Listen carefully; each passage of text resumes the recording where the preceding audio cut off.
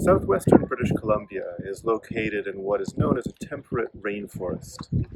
That means it rains here a lot. But what you see behind me isn't fog or rain, it's smoke.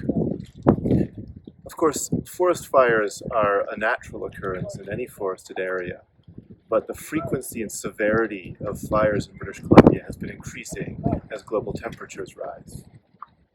If this were just a local problem, we could solve it. Nobody in British Columbia likes smoke or fire, and if it were a matter of controlling our local emissions to control the fires, we would do it. But the trouble is these fires aren't simply caused by emissions that are let out by British Columbians. They're caused by Brazilian cattle ranchers, American and Chinese industrialists, and other polluters around the world. And what incentive do they have to address the problems of wildfires in British Columbia? Similarly, other climate-related disasters are unfolding everywhere else, and British Columbians don't feel any particular incentive to act to restrain their own emissions in order to help people in other places. Stephen Gardiner argues that this is a central part of the problem. The problem is a global one, and all of us can only act locally. It's hard to get the right incentives in place to persuade people to act in order to reduce emissions around the world. Is one part of what he calls a perfect moral storm. Climate change is a serious problem. It's been described as the defining political crisis of our age, and one that poses an existential threat to our current way of life. And yet it seems to be very difficult to coordinate action to make any meaningful steps to mitigate the effects of climate change. Stephen Gardiner argues that this problem arises from what he calls a perfect moral storm, alluding to the book and later film called A Perfect Storm, in which three different storm fronts converged to create a particularly terrible storm. And Gardiner says we face a similar problem, morally speaking, with regard to climate change. He talks about the convergence of what he calls a global storm, an intergenerational storm, and a theoretical storm, and that the three of these add up to significant incentive to what he calls moral corruption. The global storm deals with the spatial dispersion of causes and effects with regard to climate change. So climate change is a global phenomenon. It affects the world as a whole, but it's caused by emissions by particular actors in particular places. So for example, I'm sitting here in Canada. Canada is one of the world's leading emitters of greenhouse gases. And the effects of Canada's greenhouse gas emissions are experienced globally, which means that Canada itself only shoulders a fraction of the cost of its own greenhouse gas emissions, while enjoying all of the benefits, that we're the ones who get the cheaper energy and all of the rest from our own greenhouse gas emissions.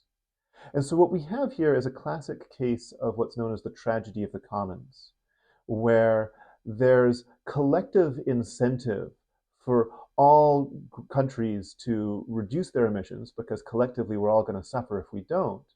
But there's strong incentive, individually speaking, for countries to free ride on the reductions in emissions of others.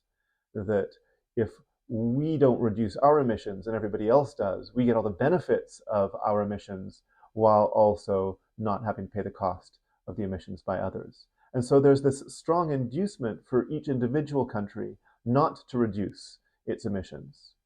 And absent any kind of strong global enforcement mechanism, there's nothing really to force various countries into line. And right now, although we have various climate agreements and UN resolutions, none of them have the kind of legal force that would impose serious pain on countries that would violate any of these agreements.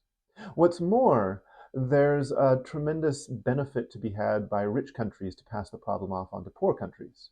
So first of all, historically speaking, richer countries are the ones who are responsible for the vast bulk of greenhouse gas emissions. What's more, the richer countries are less liable to experience the cost. This is partly because the effects of greenhouse gas emissions and climate change are experienced more in tropical and Arctic regions than in the temperate regions where most rich countries are situated, but also because richer countries have more resources to spend on mitigating the effects of climate change. And that means it's less of a problem for them than it is for the poorer countries who are less responsible for the emissions in the first place. The global storm deals with the spatial dispersion of causes and effects. The intergenerational storm deals with the temporal dispersion of causes and effects. Basically, what we're doing now is going to have an impact on people 100 years from now. And that means that even if we were able to come up with some kind of mechanism that would enforce cooperation between everyone today, if we could get everyone in the world to agree to act on climate change, or at least forming an agreement with everybody who's around right now, it doesn't seem to be possible to form any kind of contract with people who haven't yet been born. And there's a number of problems that arise in connection with this. So the first and most obvious one is just that the effects of climate change are seriously backloaded, that the emissions that we're letting out now aren't going to affect us right now, they're going to affect the world in decades to come. And that means that we don't feel the immediate effects of our actions. And what's more, present generations, especially older people, aren't going to be around to experience the effects of their actions. So they have less incentive to act to mitigate those effects. But one of the problems then is you get a kind of domino effect, that this generation doesn't have any incentive to act against climate change. And so the next generation is going to inherit a worse world as a result. And they too, when their time comes around, won't have any strong incentive to act because it would mean restraining what's in their interests for the sake of people who are not yet born, and the people who aren't yet born can't really complain about this. And so there's a constant danger of buck passing from generation to generation to generation, so that each subsequent generation inherits an increasingly bad situation and is faced with increasingly difficult choices about how they might mitigate the problems without imposing incredible burdens on themselves.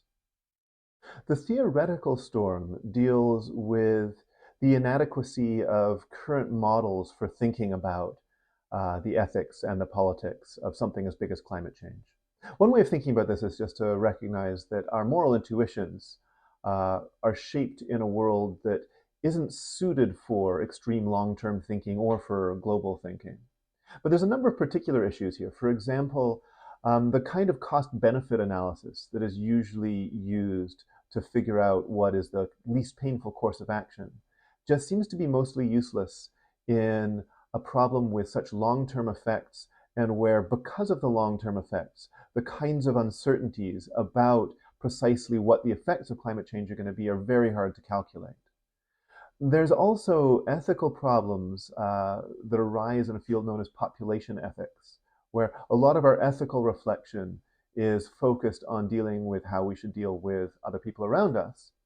It's a lot trickier to figure out the right ethical theory for thinking about how we should deal with people who haven't yet been born. What sort of responsibility do I have to the unborn?